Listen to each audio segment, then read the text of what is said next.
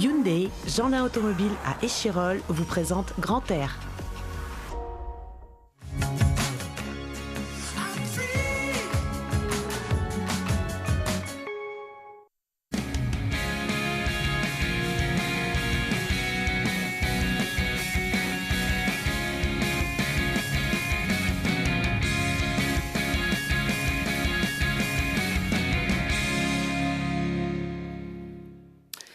Respirez à fond, c'est Grand Air, le magazine de la montagne et des sports de pleine nature de Télé Grenoble.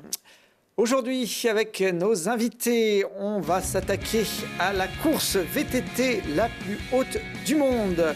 Enchaîner avec le plus ancien trail de France, traverser le massif de Beldon grâce à son nouveau GR et découvrir l'Ultra Kevin Run, une discipline qui se déroule dans les entrailles de la Terre.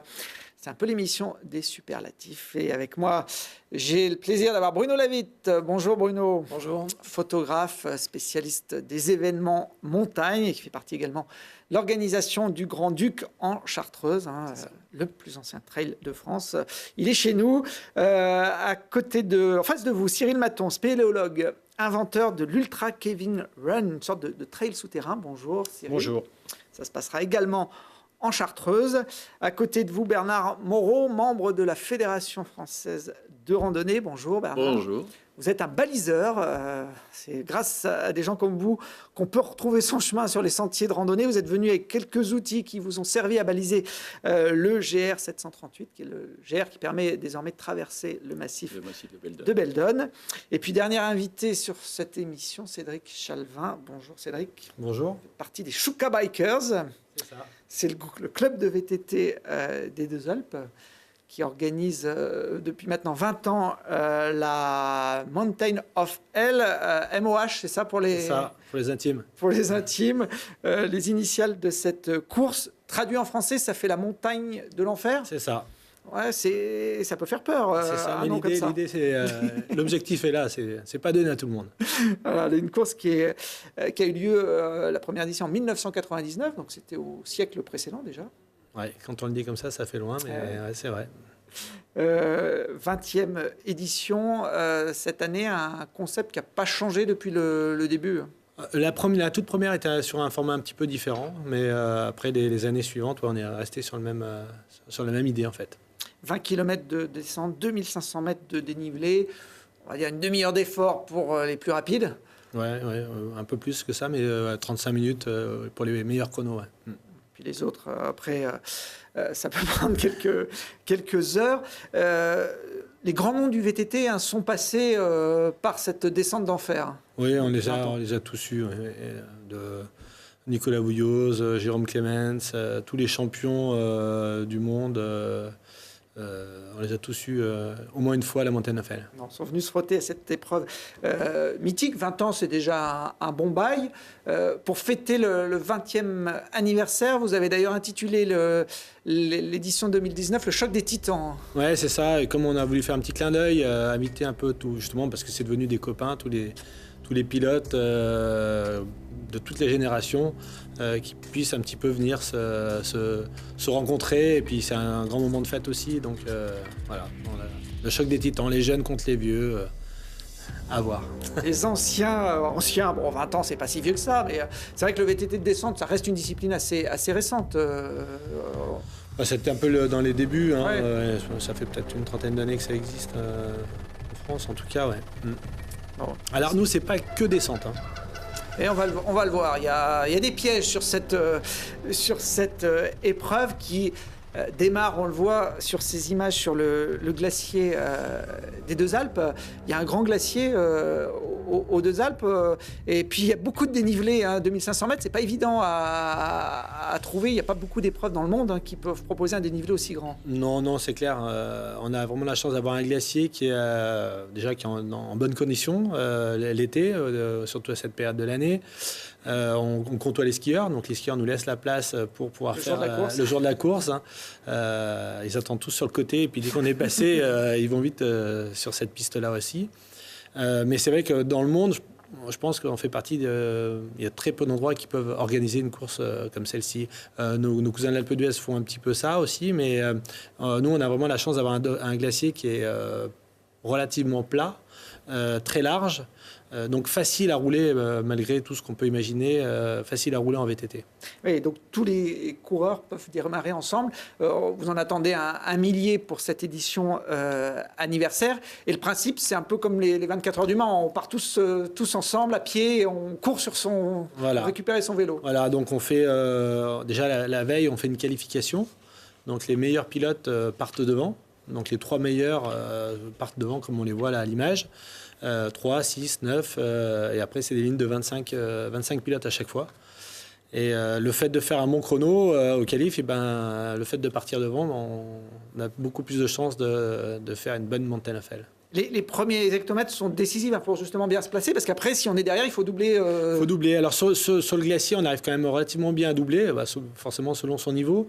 Mais après, les premiers restent toujours très très forts, donc ceux-là à doubler, c'est mission impossible, on va dire. Mais derrière, même si on se loupe un peu sur la qualif, il y a moyen de faire une très belle remontée si on a un bon niveau, si on lâche un peu les freins sur la neige. Il faut des pneus particuliers pour descendre comme ça sur neige? Alors, on l'interdit, et en plus, non, ça va très bien. En général, il y a un bon grip, et ça reste assez facile, entre guillemets. Les pistes sont préparées, même si effectivement, faut quand même être assez adroit pour tenir sur une surface glissante. Donc, il y a évidemment des chutes, ça fait partie du jeu. Hein. Ouais, alors je reviens sur la préparation des pistes. On a la chance d'avoir les remontées mécaniques et de Alpes Loisirs qui nous gèrent ça aux petits oignons. Ils font le damage avec la bonne vitesse, le fraisage parfaitement, à la bonne heure. S'il y a des petits changements de température ou la glace est un petit peu trop vive le matin, au dernier moment, ils passent un petit coup de fraise. Enfin, on fait tout pour que ce soit un billard. À la fois un billard et puis avec le bon grip, que ce soit pas de la glace et pas de la poudreuse ou pas de la soupe. Vous savez que maintenant, la vitesse est limitée à 80 km/h sur les routes départementales. Donc, aux Deux Alpes aussi, il y a des contrôles de vitesse le jour de la course? Alors, c'était un petit clin d'œil l'année dernière, parce que le jour de la course, c'était le jour de la mise en place des 80 km/h. Et donc, on a monté un panneau avec un petit radar et puis un vrai gendarme. Ah, c'était un vrai gendarme. C'est un vrai gendarme. Faut pas le dire, mais c'est un vrai gendarme très sympa qui a joué le jeu. Et donc, avec un vrai radar aussi? Non, ça c'était le radar du ski club pour le kilomètre lancé. Mais je crois qu'il a contrôlé quelqu'un à 127 km/h, là, un des premiers. Voilà. Donc il était au-delà de la vitesse. Je veux dire, bien au-delà. Normalement, c'est suppression de permis direct. Plus de 20 ou 30 km/h, c'est un gros excès de vitesse. 127 km/h, c'est très rapide. C'est vite. Sur cette... Il faut avoir du courage et être bon quand même, parce qu'il faut... Voilà, à cette vitesse-là, après, il ne faut pas tomber. Faut pas se louper. Ouais. C'est préférable. Qu'est-ce qu'on a tendance à faire quand on voit un radar au loin et qu'on va un peu trop vite? On freine. On freine. On freine. Et justement, c'est ce qu'il ne faut pas faire quand on est en VTT sur neige. Il ne faut pas freiner, sinon voilà ce qui arrive. Voilà, c'est exactement ça. C'est que surtout de l'avant, encore on peut contrôler un peu la vitesse de l'arrière, mais de l'avant, il ne faut pas toucher le frein. Bon, c'est pas évident. Plus facile à dire qu'à faire quand on est sur un vélo. Alors après la neige qui offre les premiers kilomètres de descente, la suite se poursuit évidemment sur terre. Le changement d'ailleurs de surface, ça peut jouer des tours. Un petit peu, oui. Et puis, je voulais peut-être, ça vient juste de passer. Oui, on avait vu un coureur qui partait dans le décor. Alors ça, oui, mais en fait, on fait le run shot. Donc pour motiver encore un peu plus les coureurs, on fait un prize money premier qui sort du glacier, qui sort de la neige. Donc il y avait une petite ligne bleue. Et donc le premier qui sort de la neige a un petit prize money. Bon, pour ça, il faut qu'il finisse la course quand même. Oui, ce que j'allais dire. Il faut aller quand même en bas. On ne va pas tout donner sur la première partie de course. Le reste se déroule sur le domaine skiable de l'Alpe d'Huez, qui, pour le coup, fin du mois de juin, est plutôt en terre. On est sur le domaine des Deux Alpes, du coup. Oui, des Deux Alpes, je dis Alpe d'Huez. C'est pas grave, c'est nos cousins. Ils sont juste en face. Juste en face. On est bientôt jumelés, donc il n'y a aucun problème. Oui, alors on utilise un peu des pistes permanentes et on essaye aussi d'utiliser des parties un peu freeride, où justement les pilotes peuvent choisir un petit peu leur ligne. Et ça dépend un petit peu de la neige. Et puis il y a des années où il y a des travaux de pistes, des choses comme ça. Donc le parcours change tout le temps un petit peu. Il y a un gros domaine de pistes VTT aux Deux Alpes. Hein. Oui, on fait partie des plus grands domaines de VTT de France. Ouais. Alors, le parcours est un petit peu piégeux. Vous l'avez dit, il y a la neige, il y a les changements de surface. Et puis, il y a également une remontée, une petite montée alors qu'on est censé être sur une piste de descente. Alors toujours, en tout cas très souvent, ça nous permet d'aller chercher des sentiers ou des itinéraires qui sont très sympas, qu'on ne pourrait pas avoir autrement. Et puis, ça permet aussi d'ouvrir un petit peu la course, c'est-à-dire celui qui a le gros vélo de descente qui va rouler bien vite à la descente, et ben là, dans ces parties-là, il va perdre un peu de temps. Là, il va souffrir, il va vraiment souffrir, et puis vice-versa. Donc du coup, ça rééquilibre un petit peu la donne. Mais c'est plutôt, ces dernières années, c'est plutôt des vélos d'enduro qui sont plutôt devant que les gros DH. Gros DH et les gros vélos de descente très suspendus, qui vont bien, mais qui descendent très bien, qui sont faciles.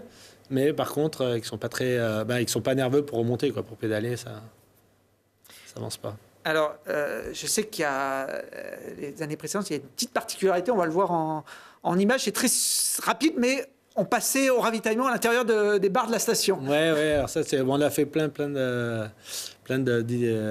d'éditions différentes, et puis il y a on l'a fait plusieurs fois. Et même la première fois au départ, on avait poussé le vice, tu mets la mousse, le stroboscope, les shooters de Red Bull, sauf qu'on n'avait pas pensé à la mousse dit savon, frein, c'est pas terrible. Donc les premiers freinages étaient pas terribles pour les pilotes, et puis surtout ils attaquaient le mythique chemin de Venos derrière, donc c'était un petit peu, on l'a parfait les années d'après. Bon, parce qu'effectivement, quand on arrive aux Deux Alpes, on a déjà descendu près de 2000 mètres de dénivelé, mais c'est pas fini. Il y a encore une partie très technique pour aller encore plus bas. Voilà, très très dur. Donc c'est un chemin piéton qui est interdit au VTT toute l'année, en temps normal. Voilà. On arrive à avoir une dérogation chaque année. Par contre, ils doivent rentrer sur le chemin piéton de Venosque à 11h. C'est-à-dire que les pilotes qui ont pris le départ et qui arrivent trop tard pour prendre le chemin piéton de Venosque ne peuvent pas finir la course. On le voit là en caméra embarquée avec Kylian Bron qui a remporté l'épreuve en 2018. D'ailleurs, le candidat qui est juste devant lui, voilà. C'est Jérôme Clemens qui du coup perd la course à cet endroit-là, et cette année-là, il perd la course ici. Il faut savoir également que les pilotes reconnaissent le chemin piéton de Venosque à pied, puisque ils n'ont pas le droit de passer en vélo avant, donc c'est une petite particularité aussi. Ça fait pas mal de dénivelé, et voilà. Est-ce qu'on voit Kylian Bron là, qui va tout droit dans certains virages, il a bien... C'est des professionnels, ils reconnaissent, ils prennent leur temps, ils prennent leur marque. En plus d'une demi-heure de descente pour les meilleurs, ça demande aussi une bonne condition physique. D'habitude, les descentes de Coupe du Monde, c'est quelques minutes. Non, mais c'est les pros sont vraiment des pros, on va dire des mutants quelque part, parce que à la fois ils pilotent très très bien, ils ont une caisse incroyable, et pour tenir ce rythme-là sur 30, 35, 40 minutes, c'est énorme. Bon, ça aura lieu le dimanche 30 juin, cette 20e édition aux Deux Alpes, de la Mountain of Hell. Est-ce que c'est ouvert à tout le monde ou vous contrôlez quand même la capacité des concurrents à pouvoir boucler le parcours? Alors non, on ne contrôle pas la capacité. C'est pour ça que là, cette année, on a limité à 1100 inscrits. Ce qui est déjà pas mal. Ce qui est déjà pas mal, parce qu'on a un objectif d'avoir 1000 pilotes au départ. Donc voilà, on se met un petit 10% de... Sur Booking, dans les avions. Non, c'est qu'en fait, on sait qu'il y a des personnes qui se seront inscrites qui finalement sentiront qu'ils n'ont pas le niveau. Voilà, mais moi, ce qui me fait plaisir, c'est quand j'ai des personnes qui font du VTT depuis 1-2 ans, ils me disent, moi, mon objectif un jour, c'est de pouvoir faire la Montagne of Hell. Ça me fait plaisir. Bon, voilà, c'est la 20e édition, il y en aura d'autres. C'est une référence. Évidemment, voilà, c'est une référence. Et puis, on est très content que ça se passe ici, chez nous, en Isère, la plus haute course de VTT, de descente VTT du monde. Ouais, et puis peut-être même la plus grosse Mastart, parce que je ne suis pas sûr. Ouais, mettre 1000 personnes comme ça sur un glacier. On n'a pas fait les recherches, mais à mon avis, ça va être la plus grosse course. Il n'y a pas beaucoup d'endroits dans le monde où ça peut se faire. Non, ouais, c'est ça. Il faut avoir un glacier très adapté. Très, très large, très vaste, pas trop raide, juste ce qu'il faut. Mais c'est à voir, s'il y en a parmi vous qui peuvent monter au glacier donc le 30 juin à 9h. En général, on est à l'heure. Alors cette année, qu'on a un peu plus de participants, ça risque peut-être d'être difficile, mais franchement, c'est incroyable à voir. Voir passer le peloton comme ça. Non, mais les voir arriver, ça donne des frissons. Bon, bah, voilà, l'info est passée. D'ailleurs, il y aura un petit tour de chauffe le week-end d'avant aux Deux Alpes, hein, le week-end du 21 juin, puisqu'il y aura l'ouverture de la saison estivale avec le festival, l'Outdoor Festival, où le VTT sera également. Voilà, il y a plusieurs activités dans le VTT. Déjà testé la montagne Eiffel, messieurs, non? Jamais. Mais ça Non. donne envie. Ouais, ça donne envie, mais bon, moi j'aime bien le regarder aussi comme ça, avec des images embarquées. Hein. On peut le faire à son rythme. Il faut arriver avant 11h au chemin de Venos. À Vénos, sinon on ne peut pas finir la. Mais j'en ai la l'année descente. dernière, j'ai des pilotes qui ont démarré le VTT dans l'année, hein, donc le VTT de descente. Donc c'est pas non plus. Ils ont réussi à boucler la. Ouais, c'est pas non plus inaccessible. Après, il faut un fond sportif quand même. Bon, Cyril est adepte, lui, de la descente, mais une descente plutôt sous terre, en fait. Hein. Ouais. C'est votre domaine de prédilection. Ouais, voilà, chacun son domaine.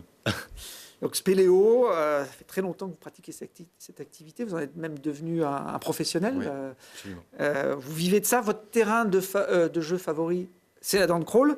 Alors, la dent crawl, c'est le terrain de jeu de favori de beaucoup de Grenoblois. Je sais que Bruno, il va très souvent pour des photos. Hein. Oui, c'est ça. Ouais. Avec Lionel Tasson, on se partage le. Ouais, c'est vrai que Lionel Tassan, qui est aussi un montagnard connu dans le milieu, là, voilà, cette dent crawl photographiée par Bruno, avec ce reflet dans un lac. Il n'y a pas beaucoup de lacs en Chartreuse, mais celui-là, il est en contrebas de Saint-Pancras. Hein. C'est ça. Ça doit être peut-être le seul C'est le lac. seul endroit où on peut faire des photos miroirs comme ça. Vous êtes déjà allé dessous, parce que la Chartreuse, vous la pratiquez, la dent crawl, vous la pratiquez beaucoup dessus, comme nous tous, mais On a proposé, voilà, 2-3 fois, il y a un copain qui s'appelle Pierrick Finn, enfin, c'est le fils d'un copain qui est guide voilà, de montagne, qui effectivement voilà, nous a dit le jour où tu veux y aller, tu m'appelles, on y va. Puis d'autres copains voilà, qui font pas mal de spéléo, mais voilà, étant un peu claustrophobe, j'aime bien être en haut au-dessus, à dominer un peu plutôt les montagnes. je crois qu'on la voit du sommet du glacier des Deux Alpes. Au sommet des Deux Alpes, on voit beaucoup de Ouais, montagnes. on voit beaucoup de montagnes et on voit. Massif central, C'est vrai qu'il y a une vue à 360 qui est assez extraordinaire. etc. Il y a plus d'itinéraires dessous que dessus sur la dent crawl. La dent, c'est un réseau souterrain de 70 km. Donc, qui est étagé sur 5 niveaux. Donc, on n'a pas l'impression quand on. Non, c'est vrai comme ça, qu'on voilà, mais c'est- n'imagine pas qu'il puisse y avoir autant de choses dessous. Voilà, c'est un gruyère labyrinthique.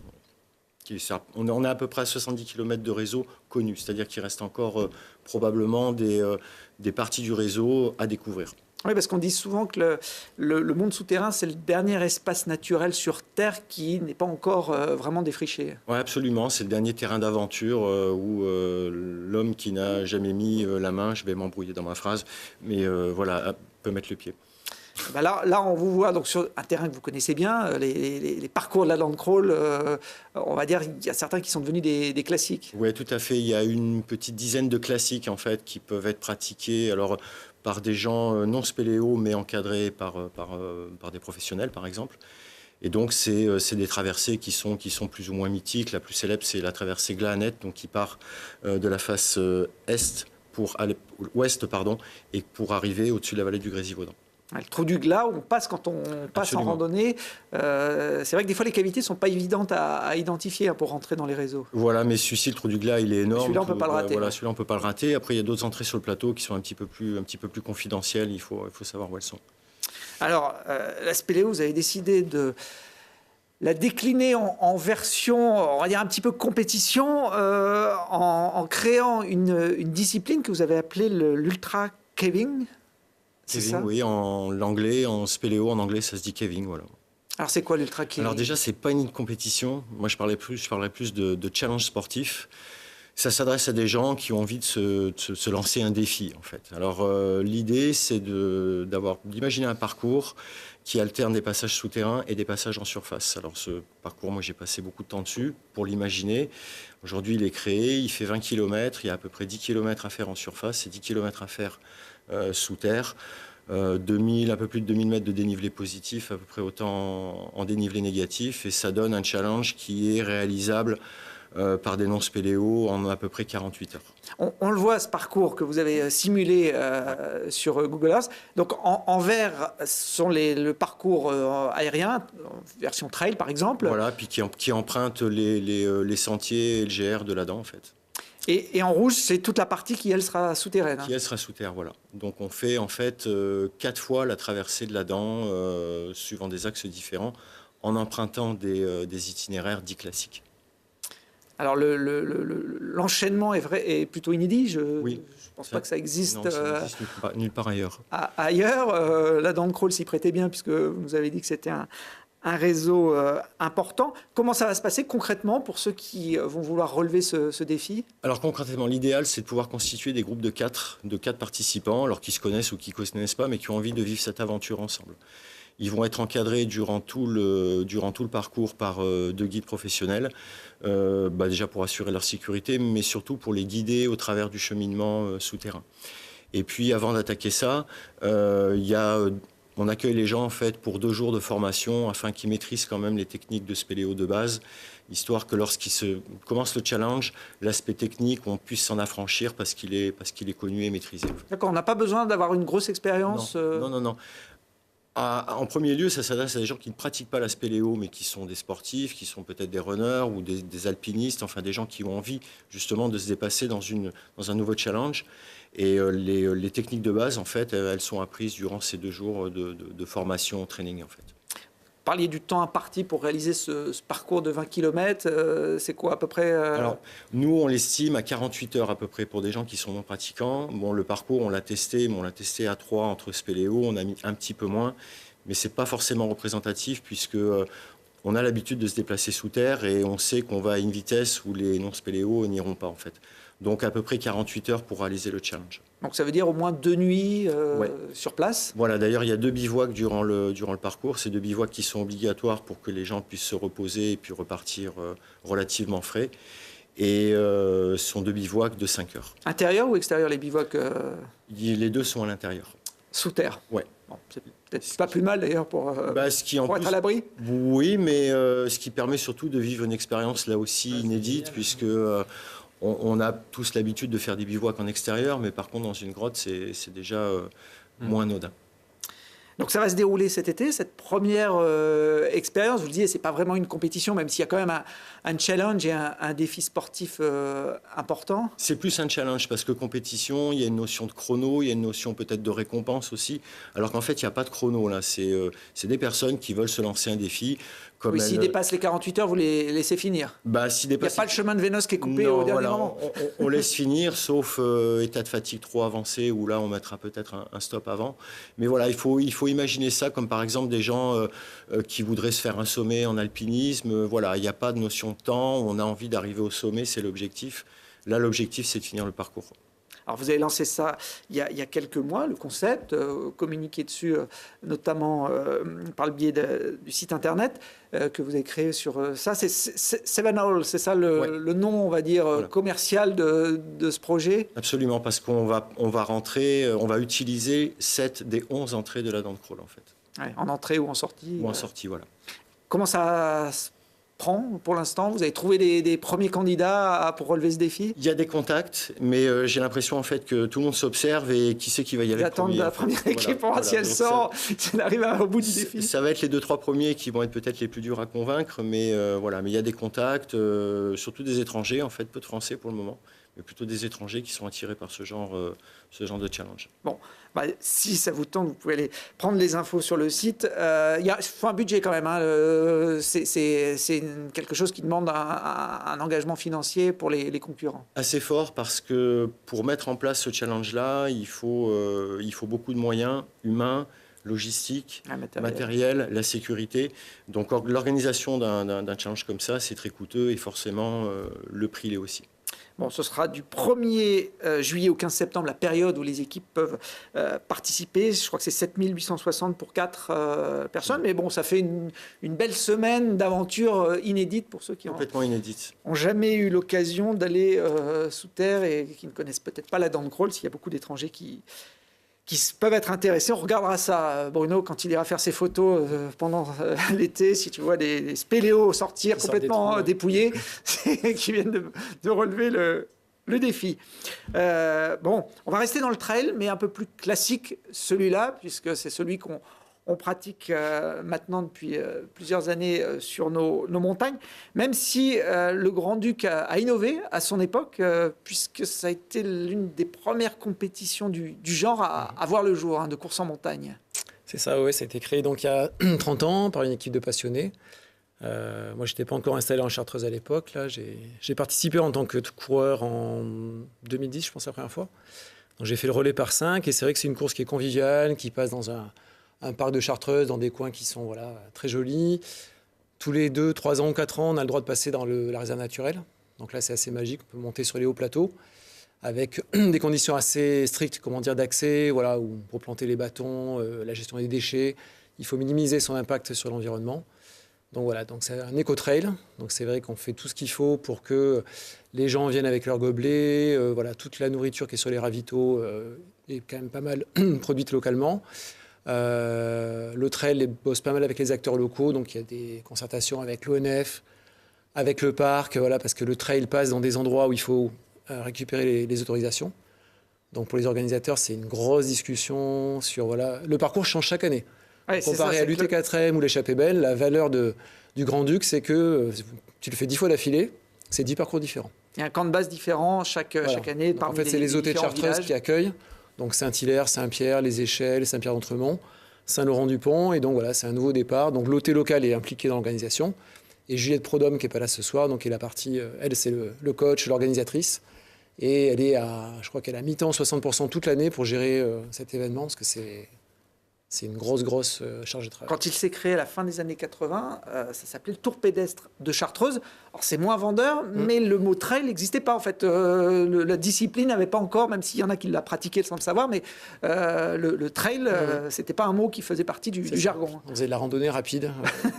Je sais pas depuis combien de temps le trail a percé, ça va faire 15 ans. Ouais, 15 ou 20 ans à peu près.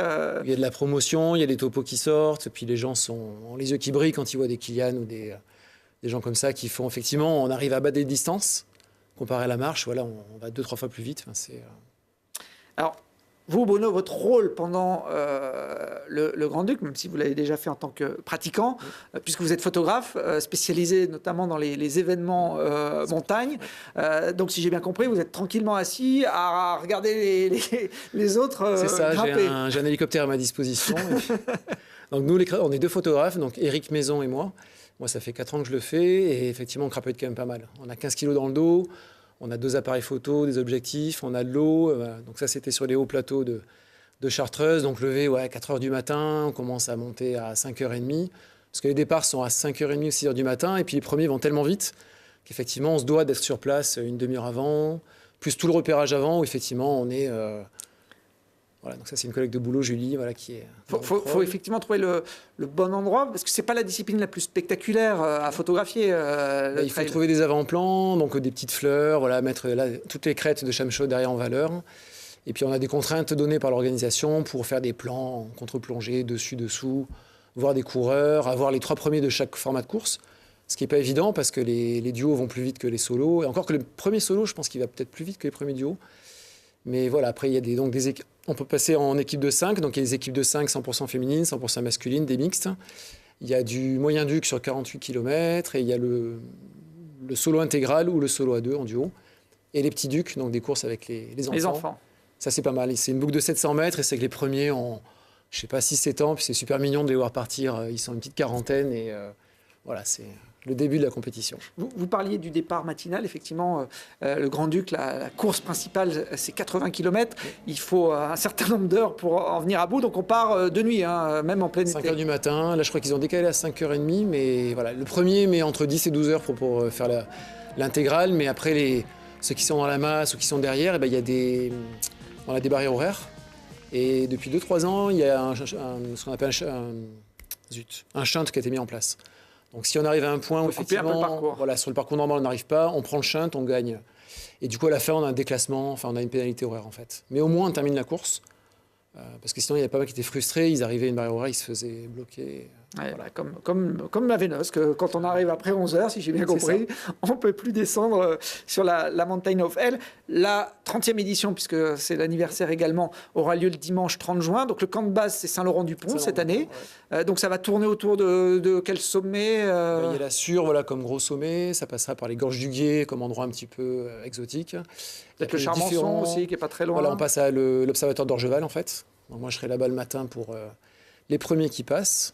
Voilà, donc c'est un beau parcours et l'organisation se défonce vraiment parce que donc là c'est Lionel qui s'occupe du parti parcours, mais on ne se rend pas compte du travail qu'il faut pour effectivement dire le parcours est nouveau chaque année. Et donc il faut discuter avec les forestiers, les propriétaires privés de terrain. Des fois c'est quelqu'un qui aura une bande de terrain et puis le Grand-Duc va passer dessus, on va poser un ravito. Il faut gérer les accès Wi-Fi Internet pour le chronométrage. Enfin, donc pendant les réunions, voilà, moi j'y suis pas souvent, mais ils sont 15 personnes à vraiment se défoncer. Et puis ça commence dès qu'un Grand-Duc est fini. Un mois après, il y a l'organisation du suivant qui prend le relais.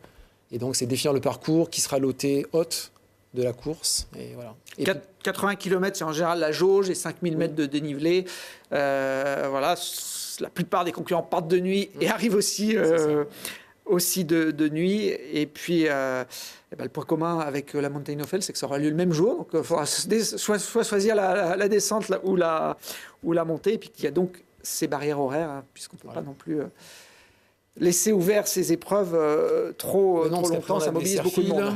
Qui passe derrière le dernier coureur et puis qui débalise la course. Comme c'est un éco-trail, c'est vrai qu'on essaie de laisser le moins de choses en place.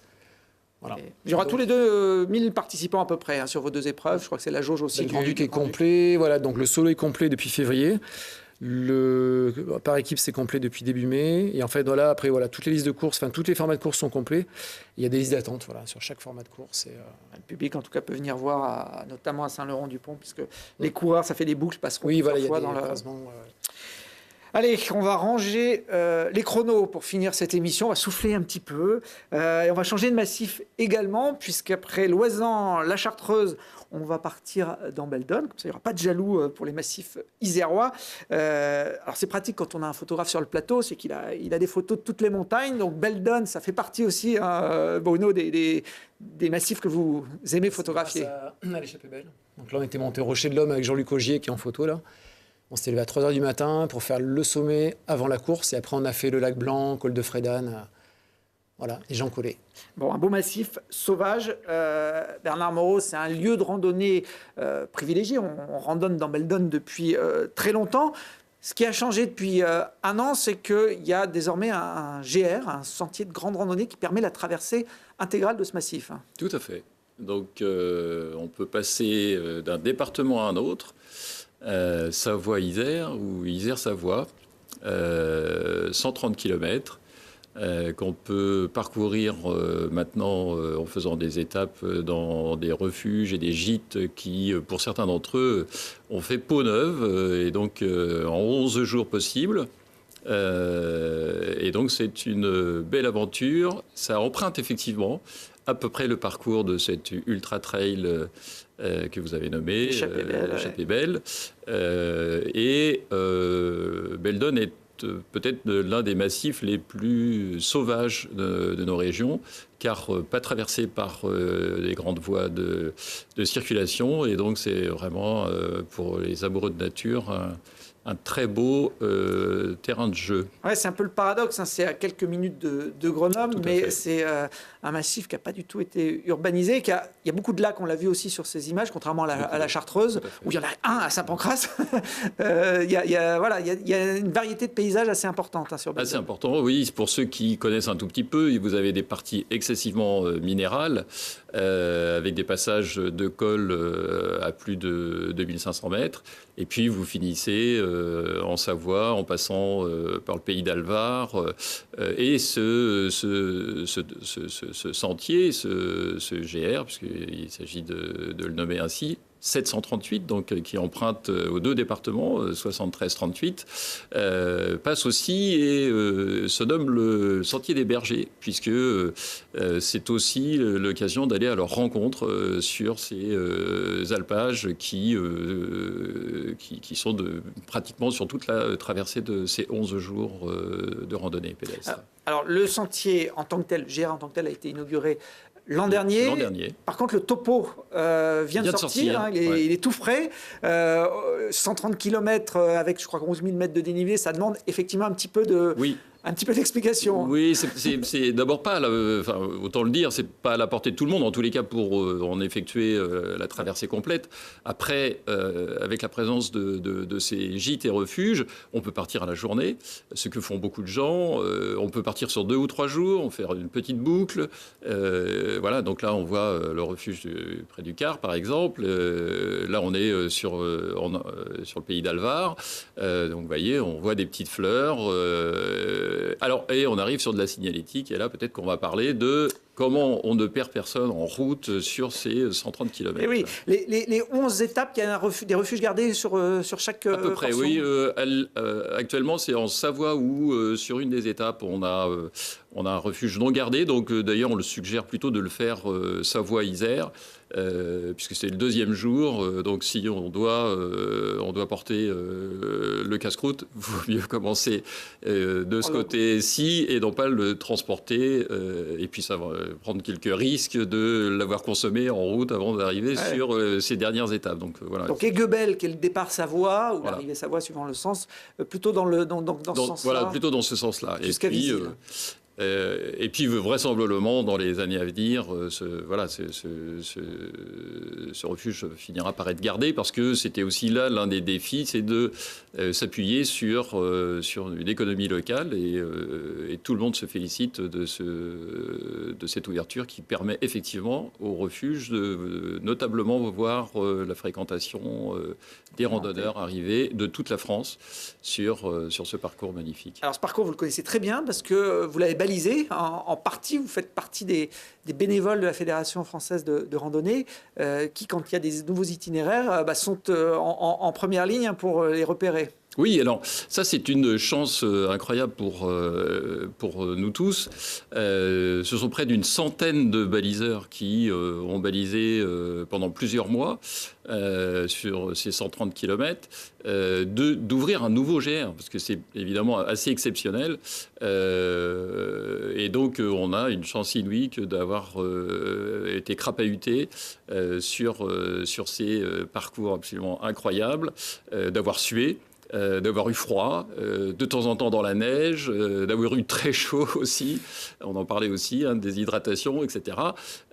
Puisque sur certains passages, il faut peut-être approcher en ayant déjà fait 1200 ou 1300 mètres de dénivelé avant de commencer à poser ce qu'on appelle une balise, c'est-à-dire sur un GDR, ce fameux petit trait blanc et rouge qui peut s'avérer dans certaines situations hautement secourable. Alors, on le voit, là, il y a des codes, couleurs, ça c'est le signe où il ne faut pas y aller. Il y a d'autres couleurs, le jaune par exemple, c'est... Alors le jaune, c'est ce qu'on appelle un PR. Souvent les gens entendent parler de ce PR, qui est un chemin, et non pas de petite randonnée comme souvent on peut le penser, parce qu'il n'y a pas de petite randonnée quand on randonne, mais de promenade et randonnée. Et sur ce GR 738, les deux se conjuguent, c'est-à-dire qu'on peut effectivement partir à la journée sur ce sentier. On voit là des balises, généralement la balise du GR blanc et rouge est au-dessus de celle PR. Et donc, notre rôle, nous, baliseurs, c'est effectivement d'en disposer judicieusement tout au long du parcours, de sorte que, notamment par mauvais temps, le baliseur s'efforce de ne perdre personne. Oui. Voilà. C'est une grosse responsabilité quand même, surtout sur des itinéraires comme ça, dans des montagnes sauvages. Tout à fait. Tout à fait. Et c'est, alors je le dis souvent, baliser, c'est s'offrir une montagne qu'on méconnaît. Notamment l'un de nos baliseurs, puisqu'on relate tout ça dans un petit ouvrage à paraître début juin, qu'on a intitulé avec évidemment un trait d'humour « Les tribulations du baliseur balisant ». Et puis évidemment, vous l'aurez compris, et ça s'entend sous les deux aspects, et un clin d'œil sur, évidemment, quand on balise en se disant que d'autres gens vont arriver derrière nous, il y a toujours une petite pression. Et l'un d'entre eux, a fait l'Ultra Trail en, je crois, 54 heures. Et juste pour donner un ordre d'idée, il a mis 3 jours pour, avec nous à ses côtés, pour parcourir 3,5 km et parvenir à un col dont on désespérait même d'y parvenir au bout de 3 jours. Donc c'est une toute autre façon de découvrir la montagne. Comment vous faites d'ailleurs pour trouver le bon itinéraire quand il n'y a pas de balise, puisque c'est vous qui les posez et que les sentiers n'existaient pas Alors c'est un GR comme celui-ci, c'est 5 ans de travail. Donc c'est déjà le choix du tracé, c'est-à-dire évidemment dans un massif comme celui-ci, il y a plein d'options possibles. Celle qui a été retenue en l'occurrence, c'est, on l'appelle la haute traversée de Beldon. C'est effectivement un choix plutôt engagé. On l'a dit, 11 000 mètres de dénivelé.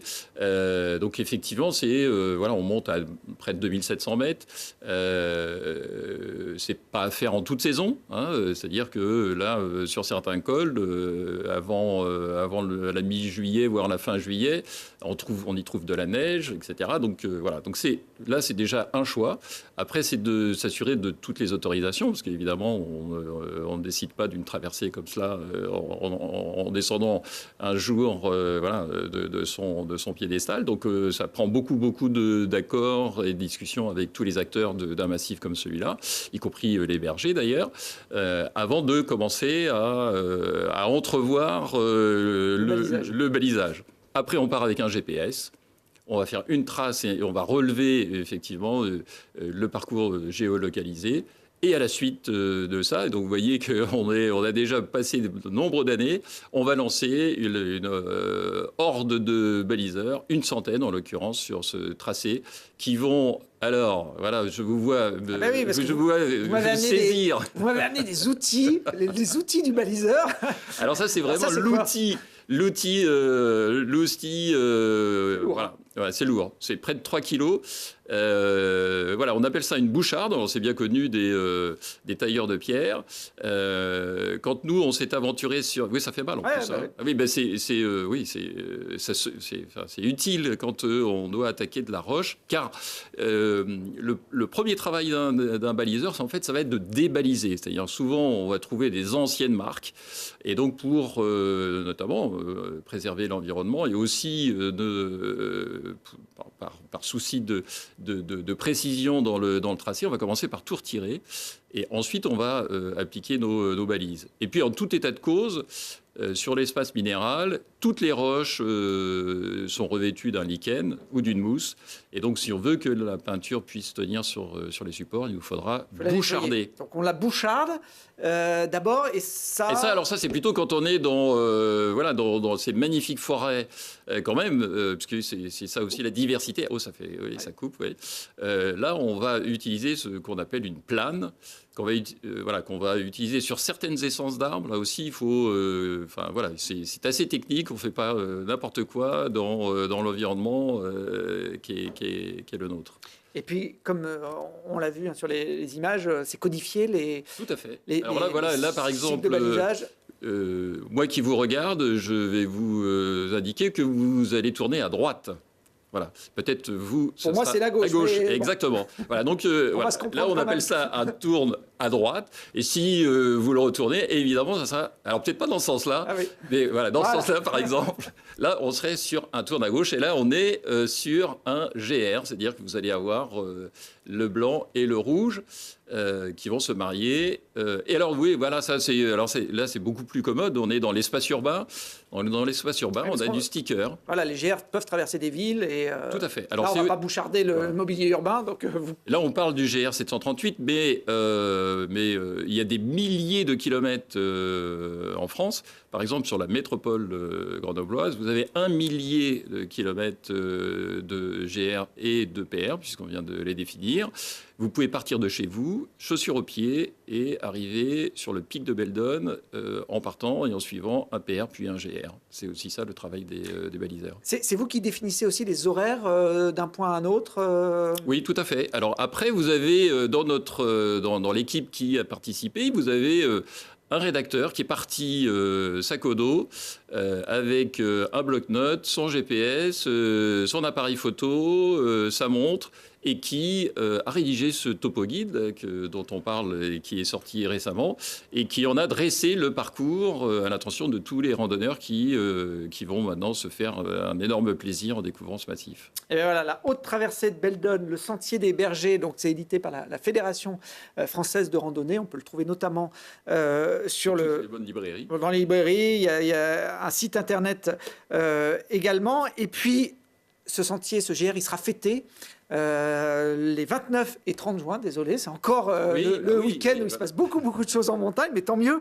Il y aura une dizaine de randonnées à thème, accompagnées voilà. à thème. Oui, tout à fait, où on pourra aller faire de la cuisine, on pourra faire de la sophrologie, on pourra aller découvrir les petites bêtes et les grosses bêtes. Enfin voilà, il y a tout un tas de thèmes proposés. Et puis voilà, puis si vous avez envie d'en savoir un peu plus sur ces baliseurs, je vous invite à découvrir les tribulations de ces baliseurs apparaître début juin. Et ben voilà, merci Bernard. Il y a l'échappée belle également qui aura lieu à la fin du mois d'août sur ce parcours. Hein, c'est le 23, 24 et 25 août, ce sera la 7e édition. 144 km et 11 000 mètres de dénivelé. Bruno, si ça vous tente, il reste encore quelques places. Merci à tous les quatre en attendant. Donc, les tribulations du baliseur balisant, c'est ça? Exactement. J'ai quelques livres à vous présenter. D'abord ceux-là, Rando bière et rando fromage. On reste dans l'univers de la randonnée. C'est aux éditions du Chemin des Crêtes. Hein. C'est la randonnée comme prétexte à aller boire une bonne bière ou à déguster un bon fromage. Alors on peut partir un peu partout en France. Il y a des itinéraires originaux qui se déroulent à côté de brasseries artisanales ou de fromageries artisanales. Et il n'y a pas d'itinéraire pour la bière en Isère, mais il y en a pour le fromage, et notamment du côté du Charmençon où passera le Grand-Duc, et où il y a évidemment, vous la connaissez sûrement, une belle bergerie ouverte pendant la période estivale.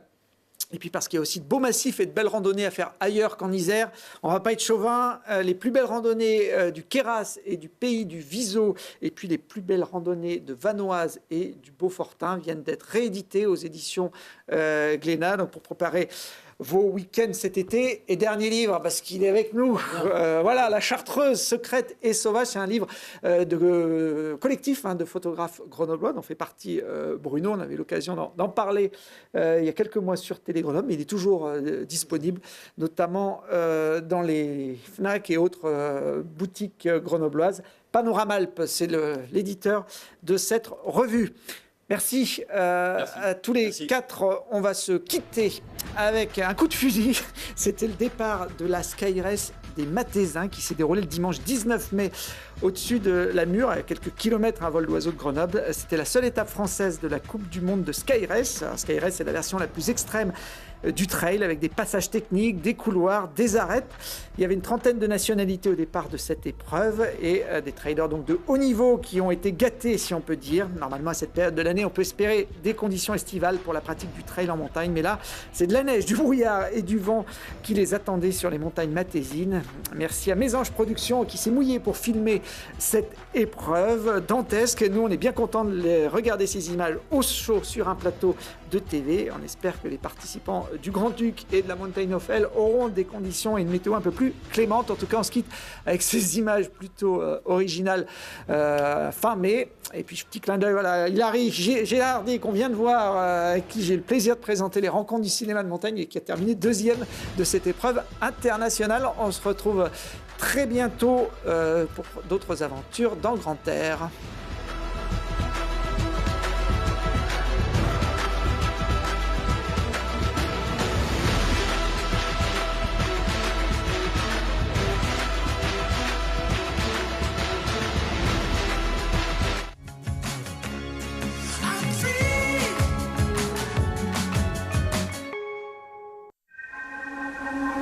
Hyundai, Jeanlin Automobile à Échirolles, vous a présenté Grand Air.